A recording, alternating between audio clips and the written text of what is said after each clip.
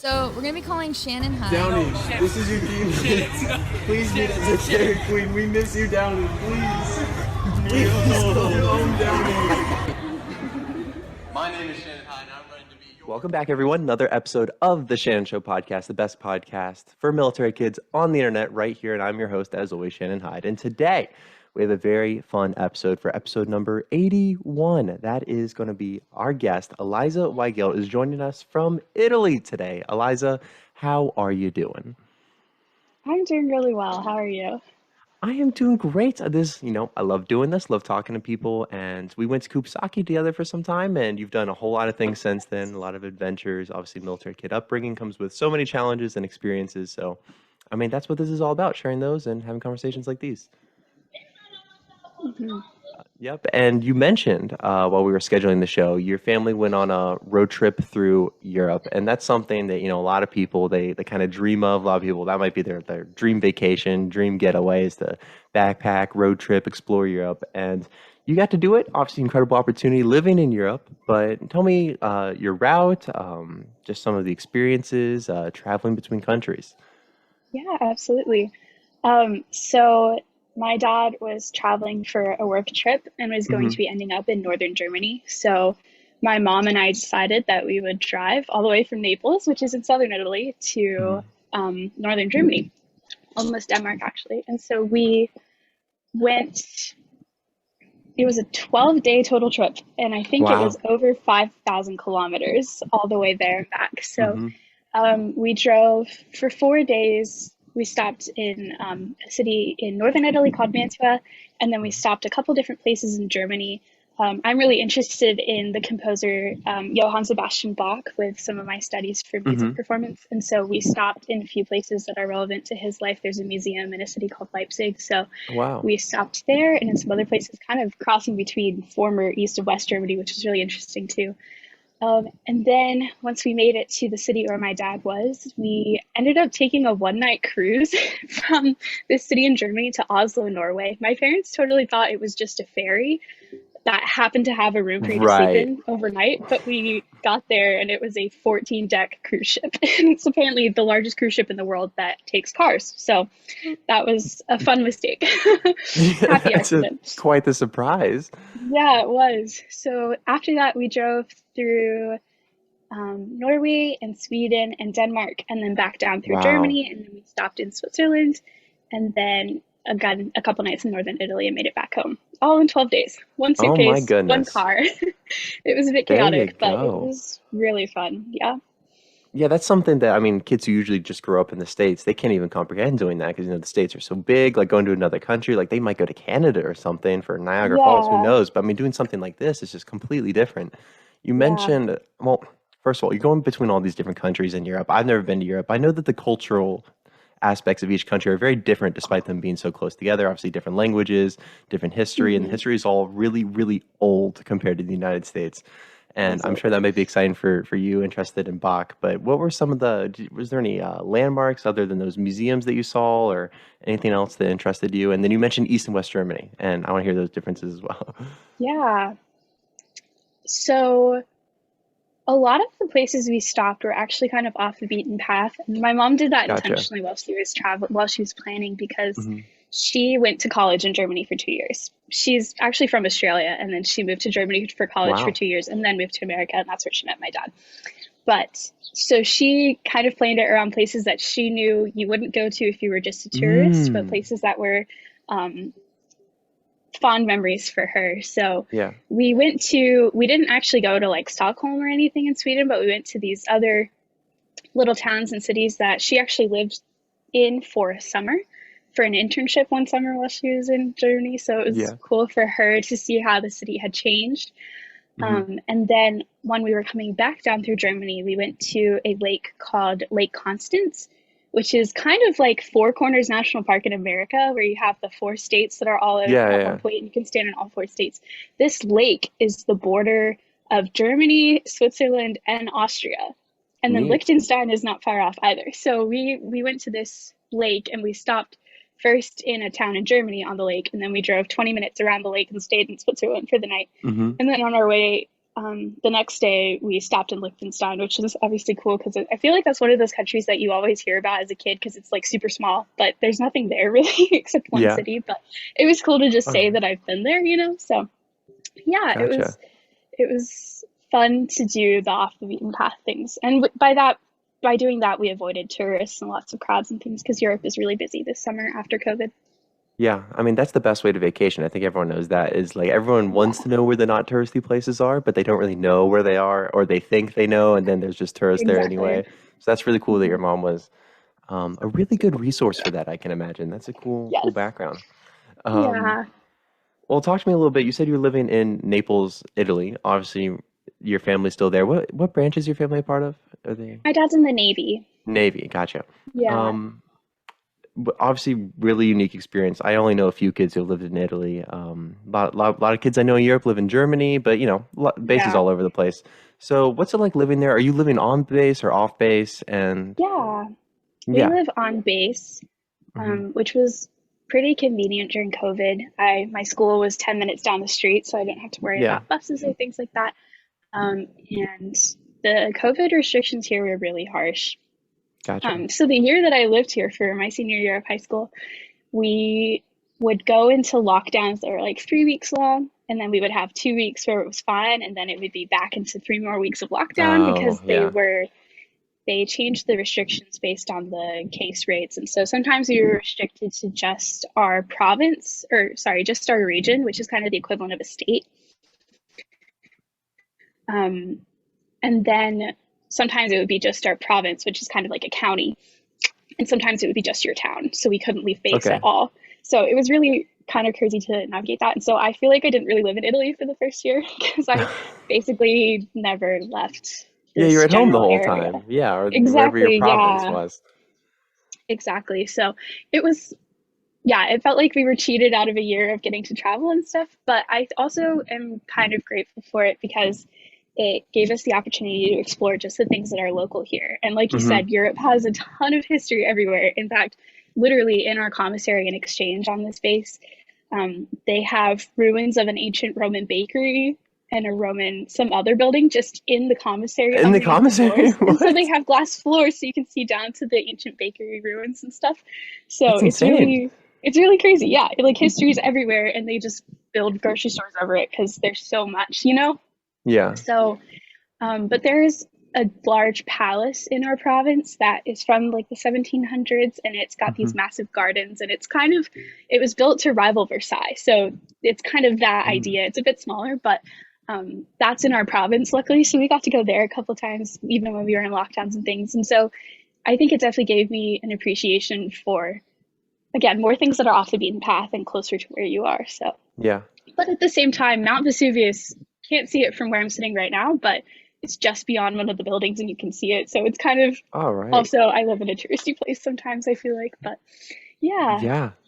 That's really neat. I know that that's frustrating for anybody whenever the restrictions are on and then off, and you're just kind of going back and forth. So, and then I experienced something similar. I also moved for just my senior year, or I think that's what you said you did, and then kind of got yeah, cheated out yeah, it of it. And was. I think a lot of kids, that kind of ended up happening. But Italy, that sounds tremendous with all the history and everything. But you moved there, people might not know, from Okinawa, Japan, Kubasaki Yes, High School, which go is also a really Dragons. cool place to live. I loved living there. A lot of very different culture, very different, Mhm. all sorts of things compared to Italy, I can imagine. What were some of the stark differences for you whenever you first got to Italy that you noticed from Okinawa? You're going from one overseas place to another, but they're very different. Yeah. Well, Naples and Okinawa, I think, are probably the two most polar opposite cultures you could Yeah. go between. um, Southern Italy is known for being very loud and boisterous and kind of Yep. dirty and I can grungy already see because it. it's Yeah. just what it is. But um, so it's definitely very interesting to come from a culture like Okinawa that values cleanliness and respect for others and Hmm. quietness and always having your phone on silent on the trains and things like that, you Yeah. know, to here where it's just kind of chaos. um, the driving, here is insane. Like Neapolitans will turn a 3-lane highway into a 5-lane highway just because they're not happy with however the person is driving in front of them. Oh, Just because really? that's how crazy it is. But driving in Okinawa is so respectful. People will like bow from their seat, if you let them in. And then here it's Yes. like horns all the time. So that was definitely, it was an entertaining contrast for sure. Oh my goodness. So yeah. And And then then go ahead, I go ahead. think Okinawa had more cultural diversity in the sense, like obviously it's a Mm, very diverse place culture, like historically, but also you could get so many different kinds of foods in yeah. Okinawa. Like my family would go out for Thai food or Indian food a lot of times as well. And here in Naples, pretty much everywhere is a pizzeria or a restaurant that has like a 7-course meal, and there's no in between. I mean, it has to be the So best. I've heard it's the best food though. it is the best pizza. Yeah. That, well, like, people always ask me, like, oh, which do you like better, American pizza or Italian? And it's kind of impossible to compare them because they're just so completely different. But um, Wow. also, the region that we're in, which is called Campania, which has Naples, is the region known for tomatoes and mozzarella cheese. So it's the best spaghetti with mozzarella. And we've been to a mozzarella farm, and we've like watched them like milk the buffaloes and stuff, and it's super cool. And I love pasta and pizza, so I'm quite happy with it. My parents, whenever they travel to other cities, they're like, let's get like Asian food or let's get sushi, like because they miss having international food so much here, which is really interesting. Yeah. Oh my goodness. I can't imagine because in Okinawa, like portions are all very small compared to American food. I mean, I remember I first time I went to a McDonald's, I got a large drink and it was like, like this big. I'm like, what? 12 What? ounces. And no Yeah. refills. Like you don't even see the machines. But Yeah. then you go to Italy and you said there's like 7-course meals and the best pasta and pizza in the Mhm. world, I can imagine. Yes. And Totally different. Italians don't start eating dinner until 8 p.m. So if you think about it, like a 7-course meal that starts at 8 p.m. and you go with like your entire large family. So It's gonna restaurants be a are while. empty at 6 p.m., which is the best. We always go early because we're like, well, we know we're going to be quick and in and out of there. And Hmm. but families will go at 8 p.m. and they won't leave until close to midnight, which is such a different cultural perspective on eating. But I think it's Hmm. really cool because it's about like spending time with people and enjoying the food you're eating. They have a lot of time in Yeah. between those 7 courses, but yeah, so Yeah, a lot of conversation, I can imagine, a lot of social time. mhm. It's like a social event, I can see. Whereas in Okinawa, you don't they'd give you small portions and then, I just eat it, I'd be done in like 5 minutes, whatever. But I do Yeah. they slurp their pasta there like they do in Okinawa with the Um, ramen? I don't think so. Not in the same Not the way. same. No. Yeah. I've never seen anyone eating soup in a restaurant. So maybe they would slurp their soup Mm, kind of like the ramen soup, but I don't know. Not pasta. gotcha. All right. Um, Tell me a little bit about moving from one overseas place to another, because I've talked to a lot of people about moving from the States to Okinawa, or Okinawa back to the States, or some other location like Korea. But whenever you're in between, because you already don't necessarily have all of your things that your family would usually have if you're in the States, you don't have your vehicles. There's a lot of stuff that's being left behind, and then you move again, still not seeing those old things.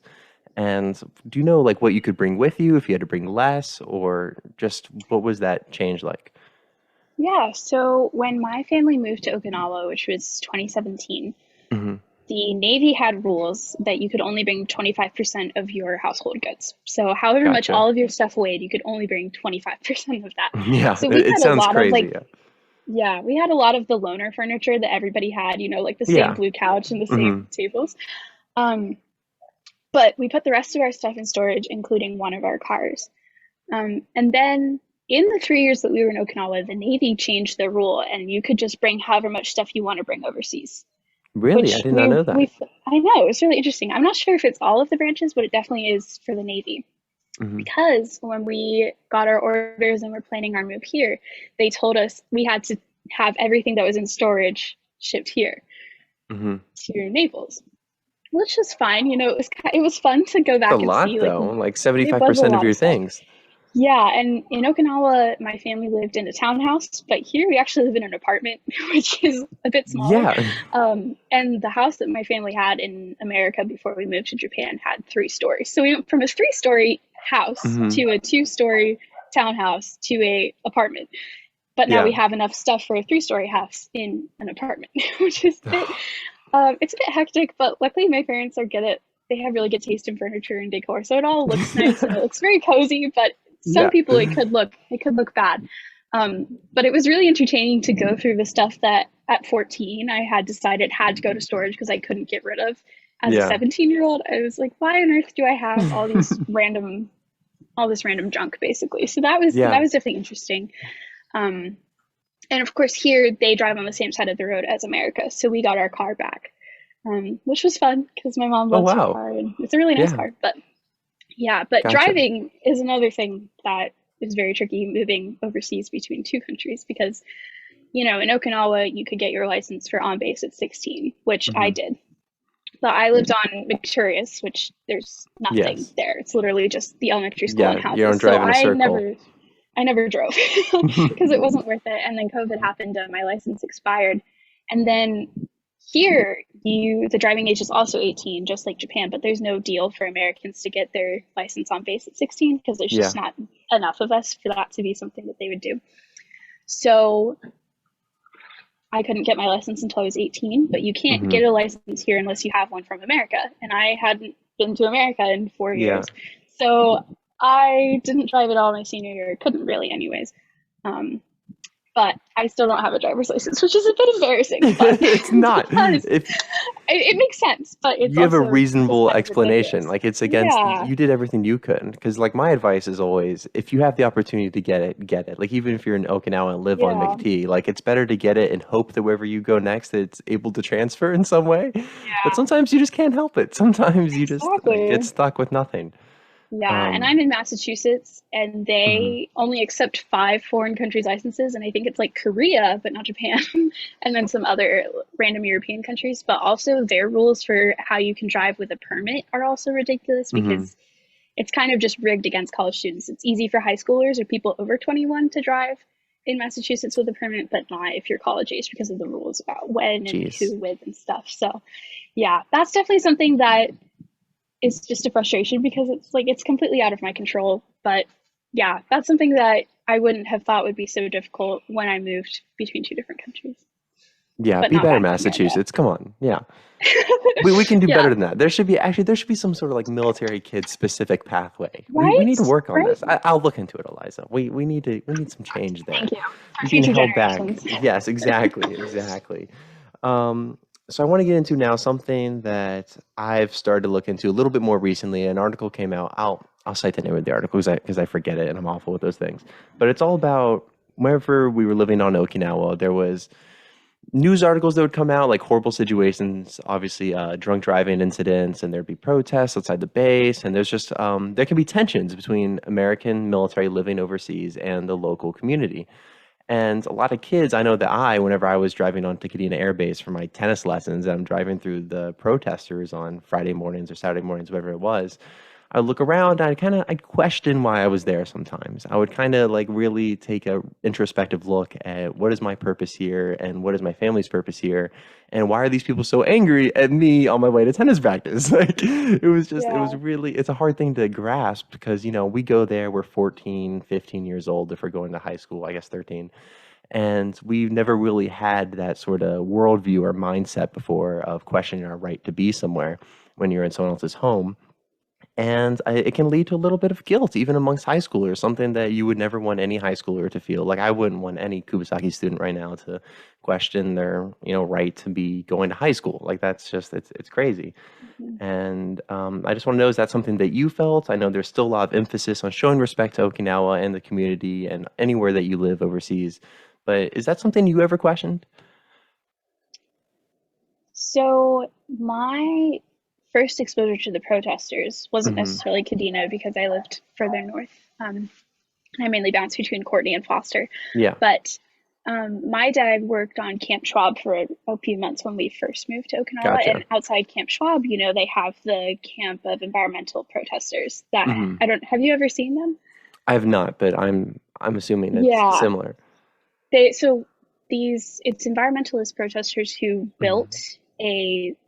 have built shanties. It looks like a little shanty town basically, but it's a shelter Hmm. for them and they have a sign proudly displaying how many days they've been sitting there, and it's right outside the gate, right across from the Wow. main gate. And I think it was something like 1,250 days back then, which that was probably 2 or 3 years ago. So who knows if Yeah. they're even still there because of COVID. But um, they were protesting the effect that a military base being there has on the environment and the wildlife that are up Yeah. in northern Okinawa, which, it's like jungle that should really be Hmm. protected because I'm sure there's so many like undiscovered species up there that we don't even know about.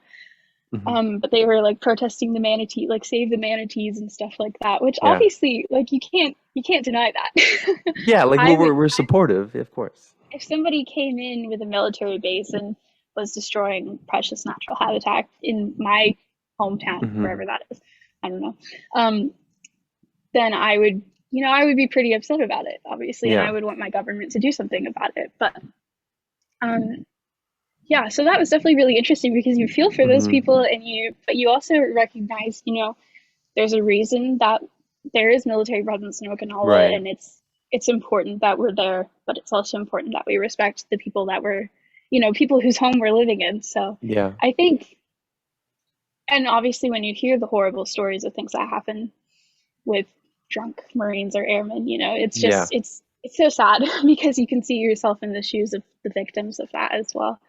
Um, so I think what was important for me with like combating that guilt when I felt that, or hear Yeah. like this sinking feeling in your stomach when you hear those stories or see the damage that's being caused. Um, I did a lot of research about it and the history and stuff, and I had the opportunity to meet a lot of locals who, some people Right. who were alive during World War II or had parents who were alive during World War II and really remembered the entire history of Americans being in Yeah. Okinawa, and being able to have conversations with those people and show respect to them in a sense is my contribution to healing Right. the wrongs that other people have done. But so I think research was a huge like important part of it, understanding the context that allowed for those things to happen and kind of seeing, is there something I can learn from and how I interact with these people to not repeat the mistakes of the past. Right. Yeah, Yeah. I totally felt that as well. Because a lot of the decisions, obviously, like when it comes to giving back baseland or just our presence in general, that's well over our heads. Like we don't have anything Yeah, to do with that. exactly. Most of our parents have nothing to do with that. Our parents are just doing their job, protecting, our freedoms and also protecting the local community as well, doing their jobs. But I think that on a personal level, that's where a lot of progress can be made. And I think that as long as we're Hmm. doing what we can to, make sure that the portrayal of Americans is the best that we possibly can be, it's I think it shows that we can still do a lot, and it can kind of ease some of that pain that you see whenever you see the protesters.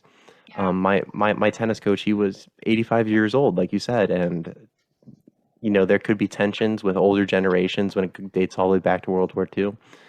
But I think that whenever you have those personal relationships, you can make a lot of progress, and it's also really important for military kids everywhere to recognize that because they're the reflection of Americans overseas, or our generation at least. So, Hmm. it's It's it's an important for us to immense show amount of respect. pressure. Yeah, it's Yeah. a task that not one that I ever expected undertaking when I was living in Virginia or wherever. No, and Um, it's not necessarily something that we sign up for because you don't no, know not that at you'll be all. stationed overseas, and you don't. Yeah, you just want to be a 14-year-old who's Hmm. making dumb freshman high school mistakes at times, but Yeah. then Oh, I sometimes it believe you. has international consequences, and that's kind of it's just crazy. But I think yeah, if you put respect at the center of how you interact with everybody if you're in overseas, because it's Hmm. true here in Naples too. We don't have protests. Sometimes you'll see the occasional sign taped on a light pole in the little Yeah. towns around our base and stuff, but we're kind of out in the middle of nowhere on this base. We're 30 minutes outside of the city.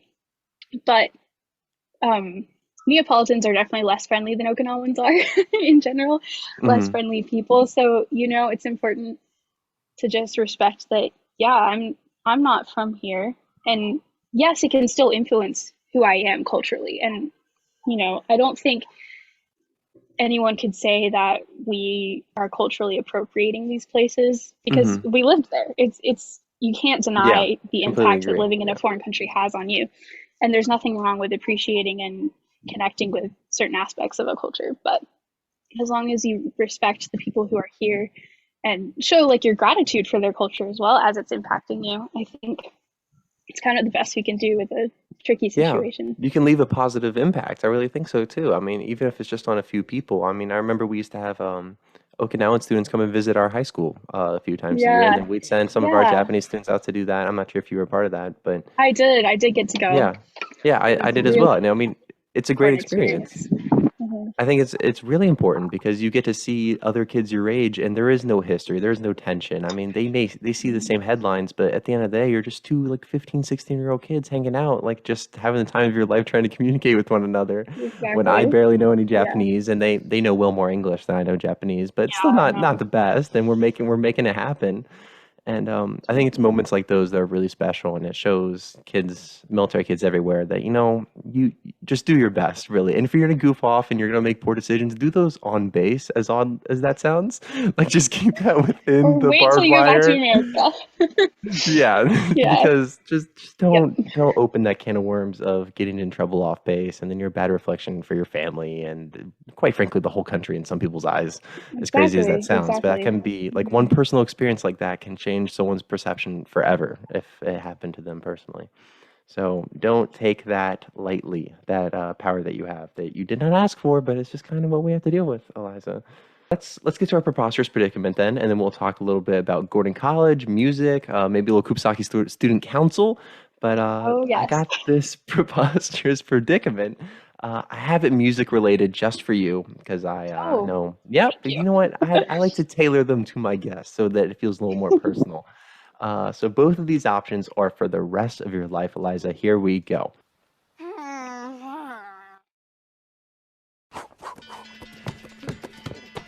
Ooh, 3 seconds on the clock. I'm playing basketball.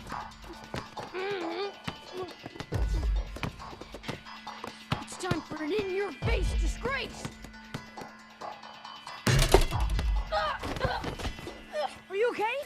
My nose is in my brain. Let me see. Would you rather never be able to listen to music again or always have an armadillo chained to your leg? Everywhere you go, you're bringing an armadillo with you. And it's not like a leash that you get to hold. You were just kind of dragging it along. I guess you could attach it any part of your leg. You could have it on your ankle, like an ankle monitor, and you just have an armadillo attached. But when it comes to listening to music, nothing. You can get rid of the good old AirPods, the good old Apple Music, Spotify. I know you play music too, so maybe you can play it with like earplugs in. Maybe I'm not sure. I'm not sure how that impacts your ability to play music, but yeah, this is the situation. I'm gonna have to go to the armadillo. It really Oh, isn't even a question. I'm sorry. that obvious. It's that obvious. I know. Well, first of all, even if I wasn't a musician, I feel Hmm. like I am somebody who can never have silence. Like even if I'm sitting and working or reading, I have to have some sort of music, whether it's classical music that doesn't have words or Or a pop podcast. music. Podcasts. Yes, podcasts too. I listen to only podcasts at the gym. Fun fact. So, There you go. but yeah, there's just I would be so antsy all the time, like, oh, I just hate the silence, you know. You wouldn't be So an Nancy with first an of all, armadillo, though? well, I feel like, you know, the armadillo's just got to get with the program at some point. Like you're just gonna have to be friends. The armadillo is gonna have to figure it out. I mean, obviously, I would help the armadillo figure it out too. I'm sure there's somebody on YouTube who makes armadillo training videos How somewhere. are you Maybe I gonna don't know. How are you gonna I get back don't to know. the States? How are you gonna get through airport security with this is my favorite thing to It, do, by the way. I give you two horrible options, then I like try to make fun of you for picking them one. That's just my job. That's my part in it's this. okay. But how are you gonna get back to the States and get through security with an armadillo to your leg? Well, I think I would have to find somebody to custom make emotional support animal vest for my armadillo. Ah, I see. I think, yeah, see, there you go. If the world is an increasingly more accepting place of seemingly strange situations, and I feel like an emotional support armadillo is something that maybe it's going to be a big thing in the next 15 years. You never know. I think there has to be some like scientific backing though. Like not anything can just be an emotional support animal, but maybe I'm Oh, I wrong. Maybe think watch the news is going so. to drop tomorrow. Armadillos just are the next big thing for people with stress and anxiety. Who knows? I don't think they're that cuddly though, aren't they? Like pretty hard shell. I don't even know that much about No, armadillos. Not yeah. the Soft I ice don't. fellows. I think they just roll up and don't they roll up into a ball? I think that is something that So, they do. Yeah. maybe it rolls up into a ball when it's feeling like I'm its emotional support creature, and then it can just slide along with me. It's To just get a rolling along the little, floor. I see. yeah, like a little cart with wheels for it to sit in if it needs to roll. I don't know. Oh, I like that. I like that. You see, this is, you know what? You've almost changed my mind, but there's no way. There's no way. I'd have to give up music. I like music too, don't get me wrong, but I think maybe it's just it holds a Yeah. different weight Well, in our also lives. professionally for me, there's no way I could give it That up. would be costly. Yeah. Yeah. It's a great, I always bring this, it's always going to be a great conversation topic as well. You can always be, yep, I have an armadillo, and there you go. It all went back to this one podcast I did a few years ago. I had no other option. It's either this or my career. But yeah, there Exactly. you go, Exactly. guys. Yeah. Armadillo or career. Yeah. But there it is. Preposterous predicament answered by Eliza herself. Let me know what you guys think, if you think that she made the wrong choice like I did. But let's talk about Kubasaki Student Council first. So it's a little bit chronologically correct. You and I, we were both on the same council, right? I mean, we were both within the same student council under Miss White and her wonderful leadership. Uh, was that one of the? Were you involved your freshman year? No. So It was. it's kind of a funny story. I was a Yeah. cheerleader my freshman year, and Mm, then there was a new coach that got hired. She didn't like me, so I got cut from the team. And I gotcha. was like, you know what I'm That's going to do rough. instead? Now that I have all this free time, I'm going to be the sophomore class president, Look which at you. is not what happened. Oh. But I was a sophomore class secretary instead. It worked out. Um, no, but yeah, so it was kind of like it was a bit of an impulse rage decision to switch Yeah. total gears, but I'm so grateful that I did student council. I continued to work in student council for the rest of high school. I was the executive treasurer my junior year at Hmm. Kubasaki, and then my senior year at my school here at Naples, they created a new position that wasn't elected, so Hmm. I didn't have to run because nobody knew me, which was Yeah, I great. was gonna say that must have And I been didn't have to difficult. I run. couldn't imagine. Yeah, and I was the executive technician, which basically meant I was in charge of everything digital, which was a really big job the Oh COVID wow. year, second Yeah. COVID year, because you have to come up with virtual alternatives for everything because we could not have pep rallies or assemblies. We didn't even know we were going to have graduation until about 3 days before. That was how crazy the restrictions were Oh my here. So goodness. it meant a lot of videos, and actually we did a podcast for a little while, an episode of a podcast. Wow. And then we did a lot of Cahoots and all sorts of digital things like that. So But that's it was crazy. really cool. So yeah, You go from not even going to that school for 3 years, and now you have arguably the most important position your senior year because of the pandemic. I mean, these are just the types of situations that other kids never run into. exactly. Yeah. Yeah. Yeah, whatever, because obviously I was junior class president my junior year. I didn't have any affiliation before that. It was kind of, I guess, I didn't get cut from the cheerleading team, but it was just kind of a very spurious decision. Not sure if I said that right, but I told someone, I told my friend Johnny, I'm like, you know what, Johnny, I'm gonna run for the class president this year. And he was like, no, you're not. And if someone tells me that I can't do something or that I'm not going to, it just gives me that. I'm like, but maybe I will. Maybe I will, and that's what I did. And it was a lot of fun. It was a lot of fun with Sammy as my vice president and planning the prom, kind of planning the prom. I have to give a lot of credit to everyone else who's involved as well. Yeah, I it still was a fun. remember your proposal for a medieval times prom Oh my with the goodness, draw board on the it chalkboard. would have been amazing. I cannot believe it. I cannot believe that got rejected. Eliza, I was going classroom to classroom with that trifold board trying to get the votes, and girls just weren't having it. All the guys were on board. All the guys were ready to come as knights, and there were going to be, I was going to try and get a pony there. I didn't tell Miss White that, but I was going to try and get a pony, Oh and we're going to my. ride it in circles outside of the prom.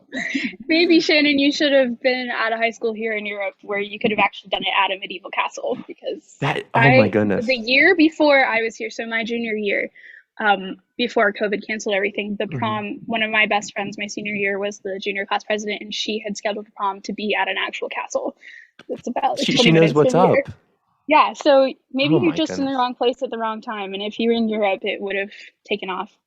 There's an alternate universe somewhere where I got my medieval prom in a castle in Europe, and that makes me happy. I can go to bed happy knowing that.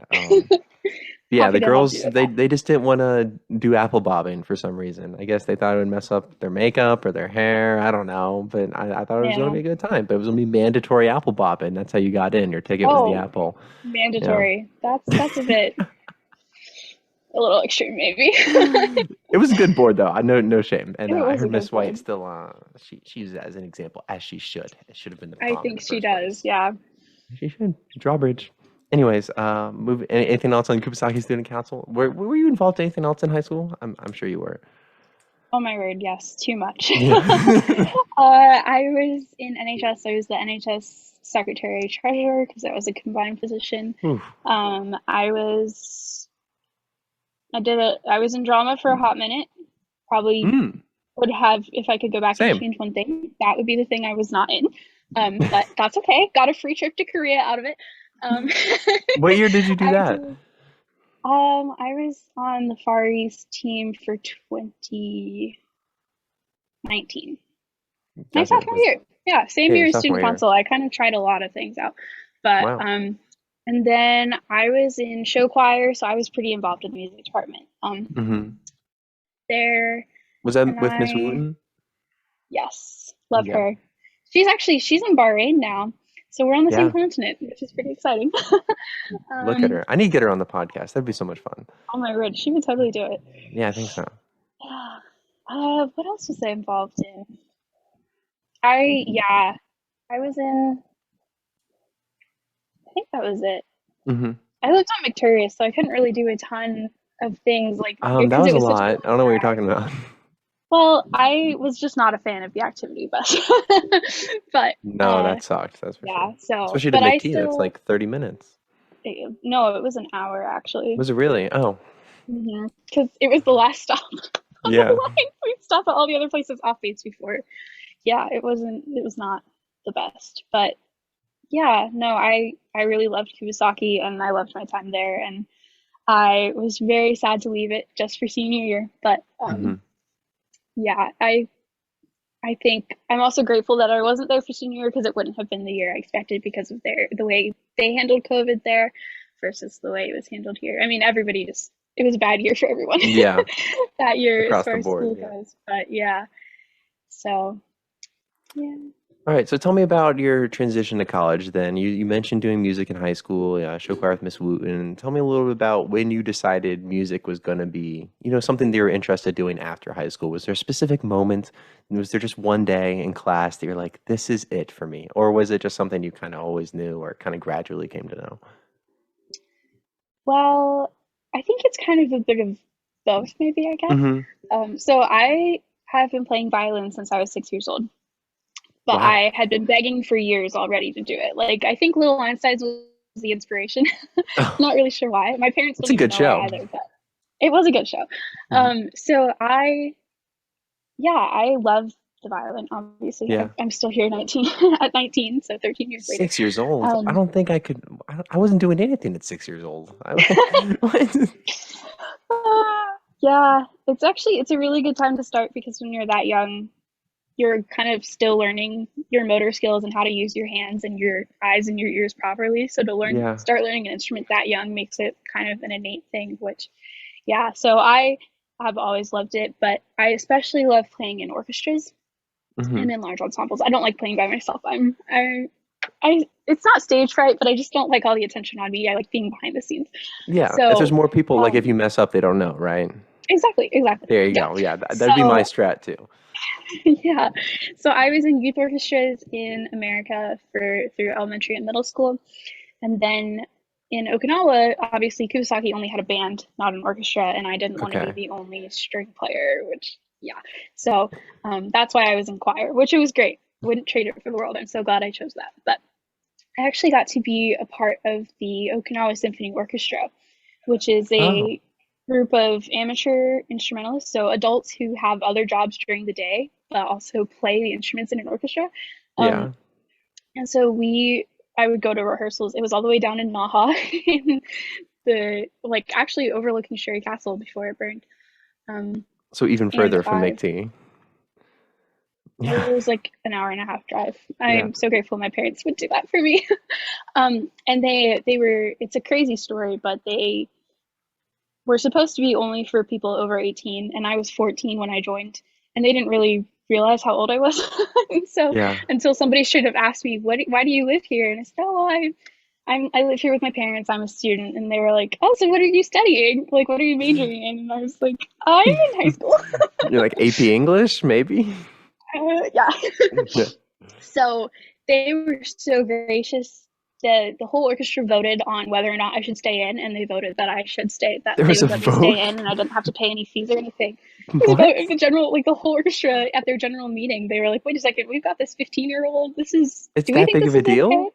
It should be about if you Well, can play the violin good. Come on now. well, that was why they let me stay in, because they were like, well, we didn't realize how young she was until we actually found out her age. So it's certainly not an issue of she's Yeah. too young to be, like, too mature or too young to be here. So um that was an incredible experience. And I was the only American. Everybody else was a local Okinawan. So that Oh, was really wow. cool. Or actually, there was one girl from Europe, and she would translate things for me because she spoke English and Japanese. Yeah. So, but we got to do some really cool concerts. And there was a concert that we did in 2019.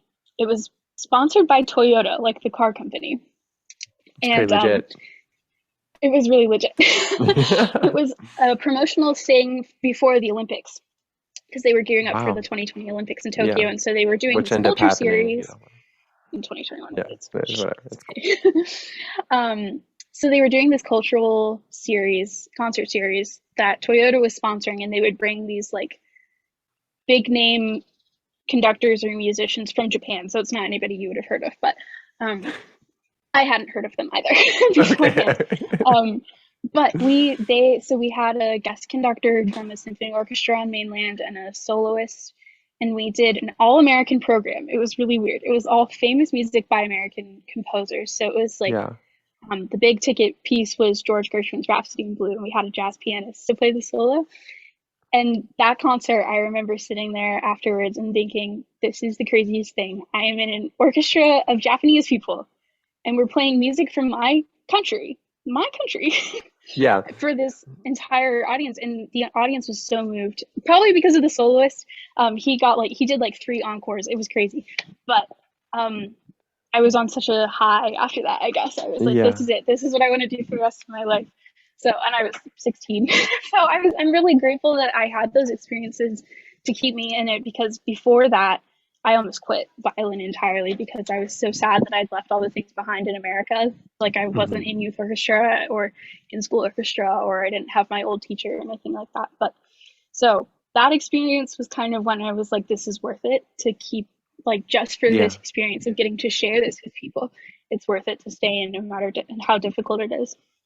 Which was a good thing, because I think COVID would have killed my resolve if that hadn't stopped it too. So yeah, that was just the easiest thing to put down for majors I was interested in when I started applying to college. Yeah, it just Um, made sense. Like, that's what you yeah, love to do. It's exactly. And I also applied to be a double major in most places for international affairs as well, because of living in yeah. Japan and Italy, and my mom's from Australia, so I'm, multicultural, as a lot of us Yeah, to military say the people are. least, that's a lot. Yeah.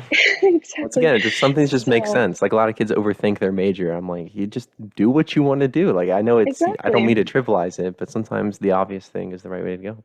Yeah, those are things that, I've always been curious about. Like, I've never reached a point where I'm like, okay, I've learned enough to learn about these things. Like, I'm always curious Yeah. about. So that definitely fueled my decision. But applying to be a music major is a tricky process in a lot of places. There's kind of 2 routes you can either choose. I applied to mostly liberal arts colleges, but you can also apply to go to a conservatory, which is a school that's just music. Ooh. Which some colleges, big colleges, have a conservatory within a larger college.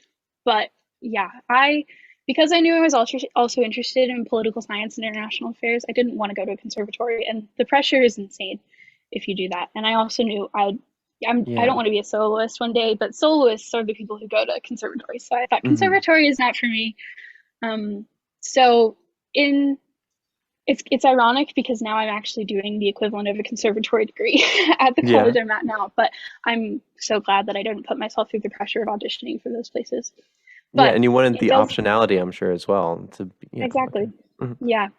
So the COVID process, the process for auditioning during COVID was insane because it was a lot of videos and audio recordings and things Yeah. like that. So, and every school had different requirements for exactly what you had to include in your audition. Hmm. And I ended up applying to 9 schools total.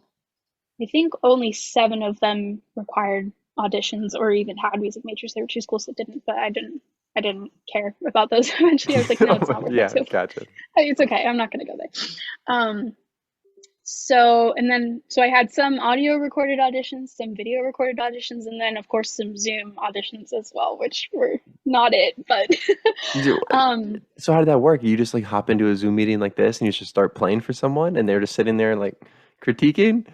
it was a panel of 4 professors from my college. It was actually Ah, the main Zoom audition I had to do was the college that I'm at now. So it worked out in the long run.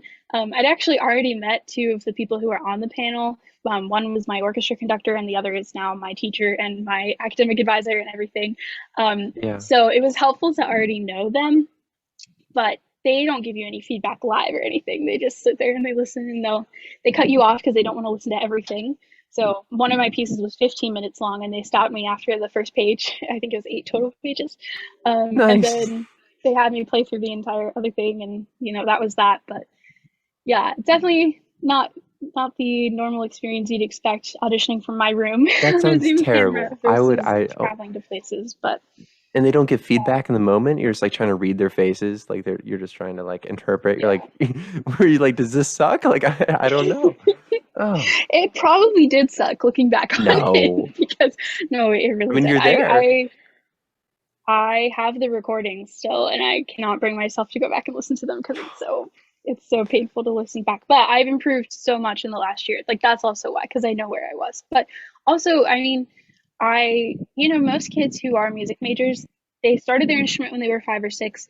They had the same teacher through all of high school, and when they go to Yeah. college, that's only the first time they've changed teachers. I had 4 different teachers in the 4 years of high Hmm. school because of COVID, because I Yeah, had you had teachers who to. were military spouses who moved because their husbands moved, and then I moved, and so it was just such a completely. I'm just so my experience doesn't fit into the box of what other Hmm. music kids' experiences are, and that was part of why I didn't audition for a conservatory because so much of that is the prestige of who was your teacher and how much have you learned, Really? and I had so many other obstacles in the way because of my situation, but they're not really obstacles. They're teaching moments. I mean, now it means Yeah. that I'm really adaptable as a musician, and I've gotten to play a lot of music that a lot of people wouldn't have necessarily played at this point because I was in that Okinawa orchestra, and then I was also in a youth orchestra that was out in town here in Italy. So all Italian kids, and then just me in the back. Yeah. So Just like in I see Okinawa. all exactly Yeah. the only American, but Mhm. yeah, really, I'm so grateful for all of those experiences living overseas that I see them as strengths for where I'm at now. And my Yeah. professors do too. And that's part of why I chose the school I went to because they knew my history of all of that, and Hmm. the first thing they said was, wow, what incredible opportunities, not, oh, so that means you didn't get to do this and this. So Yeah. yeah, It's it so was important to be able definitely. to go ahead. Go ahead. No, go No, ahead. okay. I was just gonna say it's so important to be able to hear or listen to different voices in your life too, because I'm sure those kids who had the one teacher throughout their entire life, they're only listening to one voice, they're getting the same feedback over and over again. And they go to Hmm. college. This is gonna be the same for athletes as well, who have like one coach their whole life, and then they hear someone Yeah. else give different advice or different criticism, and they tune them out. They're like, "Oh, well, you can't be right because I've been told I'm the best my entire life, or I'm told I'm gonna be a Yeah. prodigy, or I'm like the next big thing, or whatever they've been told." And yeah, it's a really good thing that military kids Exactly. have. It's a good opportunity to hear multiple voices and multiple points of view. Hmm. It's that obviously a strength for you. I'm glad that your school recognized that because it seems obvious for us, Yeah. but yeah, it's a great opportunity. So tell me a little bit about finally going to Gordon and arriving after living overseas for all of high school. You've been so used to being the new kid, and here you are again. Except now, there's some more kids who are also new in this situation. Was that a little bit easier for you going to a college environment, and now you're not the only one? Yes and no. Yeah. It was good in the sense that everybody was just eager to talk to people and stuff, and it wasn't like, Yeah. oh, I'm going to stick with the friends I knew. There's actually quite a few people at my school who did go to high school together, because there's a lot of private schools Right. that are kind of feeder schools into my college, which is Mhm. understandable. But it was helpful in the sense that I'm used to it, and I wasn't having a whole Yeah. crisis over like, oh my word, I've never been here, But the thing that was really hard for me was that the first questions people ask when you're, in freshman orientation is, Mhm. what's your name? What's your major? And where are you from? Where are And you from? I was like, I don't know where I'm from, actually. And so then I would go through the whole spiel of, well, I was born in Oregon, but I spent most of my childhood in the DC area. But then I lived in Japan for half of high school and then Italy for 1 year, but I was stuck in my house the entire year because of COVID. And also my mom's from another country. And I'm like, Yeah. how do you say that to people without them being like, oh my word, you're too much. I can't figure that out right Yeah. now. Which is, it's an understandable response because everybody's just overwhelmed and like, I'm in a new place, but I can't show that I'm overwhelmed, I think. Yeah. So I definitely had a crisis over where am I from? But well, and what's funny too is that our college has like a database for you to search up. It sounds terrible, but so you can find out like No, what that's somebody's major is or what year they are and stuff. yeah. It's basically the same thing as if you were to search their email in our database, but it has Yeah. hometown listed on there. And what does yours say, Eliza? What's in And that well, fateful box? I was very confused when I learned that that was a thing because as soon as I moved there, like landed in Mhm. America, I changed my address to be my college address so that I had an American address and all that stuff. Right, But over naturally. here, we have the same thing as in Japan, where it's the Fleet Post Office, Armed Forces, wherever. So Yeah. my address is, PSC, whatever, box, whatever, FPOAE for Armed Forces America. Yeah. And that is what my hometown is, according to our college's database. I am from FPOAE. I love that part of the country. It's really nice. Yeah. Yeah, it's a really Like beautiful area. quaint little town. Yeah. So quaint, it doesn't exist. Yeah. So Oh my God. I've had That's some people funny. ask me, what on earth is FPO, Eliza? Like, just no. It's not real. It's not real. But It's made up. It yeah, literally isn't. It's it's not real. literally made up. It's not a real It's. place. Oh my goodness. That's. Yeah, Yeah, a lot of people face that. That's just a hard question. And usually when people ask that, they're not expecting a speech. So you have to find a way to like concisely exactly. say, because usually they're Yeah, just like, curious, but curious to an extent. yeah. So I The don't answer know. I came to was just, oh, well, my family currently lives in Italy, and then that's a conversation starter. It's not something that's overwhelming for people. But in Yeah. that first like 2 weeks of orientation, I was like, I don't even know what to say. Like, I don't, because Yeah. if you meet people who have lived in a place that you lived in at some point in your life, that's a point of connection. It's kind of like Yeah. someone being from your hometown. So if there were people, because I go to school in Massachusetts, so most of the people are from New England. So if there Hmm. was somebody from the DC area, which is where I would say home is in America, I Hmm. would want to know. So that's why I would like throw that out there, but there really In wasn't hope. anything. Yeah, I totally In get hope that, wait, somebody that. actually is Maybe from my there's a hometown. connection. Yeah. The other weird thing is also being included as an international student, because I technically am, because my family Oh, lives overseas, the way my college handles it. But I am also not like other international students because I am an American citizen. So a lot obviously. of the things that the International Student Organization does is for students who have visas or aren't going home over the holidays or things like that. Hmm. And that's not necessarily relevant to me because I am an Yeah. American citizen. But and it's also interesting because I speak English and am an American, so I'm not going through the same kinds of culture shock as other students who are international do. But that was a good. I'm glad that I'm included in that because it was also a good place to meet people who had been to places I've been overseas at least. Um, Yeah. so I'm grateful for that. But that's also something that's kind of weird because like I don't fall into any categories. It's not easy to Exactly. categorize me, but It's that's a like. good thing. But also it's a Mhm. frustrating thing. Yeah, there's no group designated for us. I mean, I guess some schools might have a military kid. I don't even know if we call it a club or organization, and It should obviously be. there's a lot of VAs. There should be, Yeah. but yeah, you kind of like borderline fall into a few categories. So you kind of like try to dip your toes in there. You're like, oh, that Yeah. that fly is right at me. But Yeah. uh, what was I saying? Yeah, you borderline fit into a few places, and it's it's difficult because you have to decide, is this what I want to be a part of? Do I relate enough to this, or do I relate more to something else? And Hmm. it takes time. But did you eventually find I mean, obviously a nice friend group, someplace that you kind of belonged, Yeah. a sense of home, hopefully? Yeah, in a couple ways. First of all, eventually the International Student Organization did come kind of a helpful Yeah. location for me because there were people who just got it. They didn't ask questions as much. Hmm.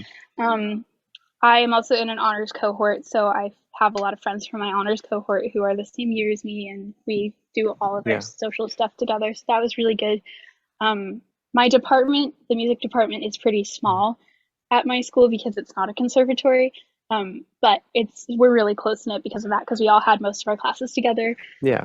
We will have most of our classes together for all 4 years, and so that's been really nice to just have those people who are built in that are going to support you who are interested in the same things you are, and are going to support you kind of mostly unconditionally. they're Hmm. not they're not Mostly required to, but they unconditionally. do. And actually, one of my best friends from the music department, is also a Navy kid. Um, and she is the same major as me. She plays piano, so she's piano performance and I'm violin performance. And her parents were stationed only half an hour away in Maine, Hmm. so I got to go to her house for Thanksgiving and go to a Oh, that's commissary and go to wonderful. an exchange. And Yeah. her family has now moved to Hawaii, and that was unexpected. So I Less kind of got to be convenient. there for her because it was, yeah, exactly. But it was their first time moving overseas, and so I was kind of a resource for her as she'd been a That's resource for great. me. And then she came home with me for the first couple weeks of summer to explore Europe. So it's been really good to have that person, because she also is like, I don't know where I'm from. Where's home? Like, she had the same experience during orientation as I did. And so we joke about that a lot. So that was really important, and to have somebody to talk to about the military thing. And we've joked, we Yeah. think we should start a military kid club at our school, because we Do know it. there's Yeah. others out there and stuff. So we're going to, maybe this semester, we'll try and figure out, send an email to the entire student body and say, are you a military kid? Come join the We're club. searching. Yes. We're I get searching. Oh my! Whenever I find someone else, I go to Penn State, so every now and then I do find a military kid, and I'm embarrassed of my reaction because I must be so annoyed. Like as soon as they say like, "Oh yeah, my dad was in the Navy," I'm like, "Really, really? Did you not have a Where'd you podcast? live? Do you know? Do you How know?" many years? Exactly. Yeah. Yeah. But no, I try not to be like that. I try not to be overwhelming. But I am like, there's a sense of me that's like, we have to be friends, and I have to remember that, that's not necessarily the case. Calm down, Shannon. We have different interests. And I think at the end of the day, you kind of hinted at it, but it's way more important where you're going next with people. And if your like track going forward is similar, way more important than if your background or past is similar. And if you guys are going to Yeah. be spending a lot of time together in the future, and you're going to be have similar interests and want to do similar things, that's like I said, way more important than if you are from the same state or something. And Exactly. yeah, and I think the military kids, we understand that. Maybe not civilian kids as much because they haven't had as much experience being new. But yeah, I think that everyone out there should know that. Um, so how's the music at school been? Has it been everything you dreamed of? Like you said, it's a little bit smaller, but are the classes and everything, like, are you certain? Yes. I mean, it might be a little late to turn back now, but are you certain this is where you want to go? Yeah. So I actually came in as a Bachelor of Arts in Music and International Affairs double major. All right. And then I was so sure that this is the path that I want to be on that 3 months in, I switched to a Bachelor of Music in Violin Performance, which is Nice. equivalent to a conservatory degree. Mhm. So, unfortunately, that meant I couldn't keep my double major because of the class requirements. You have to do more music specific things with a Bachelor of Music. Makes sense. Mhm. Than a Bachelor of Arts. But I also have recently added a political science minor, which, All because right. of all the AP classes I took in high school, I only have to take 3 courses to get a political science minor, which is crazy. So, That seems too high easy. schoolers out there listening, take your AP social studies classes, because they get you pretty And far take in the them future. seriously, guys, And take them because seriously. if you get a 2 like me, then it means nothing. You might as well not have been there. Come Well, it depends. It on. depends. But yeah, so it's a really, yeah, it's a great community, great mentors. The professors, we have a really small Mhm. professor to student ratio, so it's Yeah. really nice to feel like you really know your professors well. And um, yeah, I'm so glad also to be in the Boston area and doing music, because there's so much music in Boston. It's crazy. I thought you were going to say history again. I was like, and history, yes, that history too. too. But because there's multiple conservatories, so conservatory is always an option for grad school. But I'm glad I'm not doing it now because I wouldn't be able to do a political science minor or study Right. other things I'm interested in. So it's crazy. The networking opportunities are incredible, and the Boston Symphony Orchestra has a program where you pay $30 for the entire year and you get a free ticket every week to go to a Oh, concert. So that's I've sat exactly, in yeah. $200 seats for free, basically multiple weeks in a row. So I'm giddy. It's so fun. I Living the love it. dream, yeah. Really, yeah. That's great. Well, Eliza, this has been a lot of fun catching up with you and hearing all about your next steps in life, going to college, but also our shared military background and some of the really cool experiences that you have had. Really, really appreciate you coming on, and maybe we do it again sometime. I'd like to see where you go next, and Yeah, yeah, let's stay in touch. And thank you absolutely. everyone for listening. Thanks so much for having me.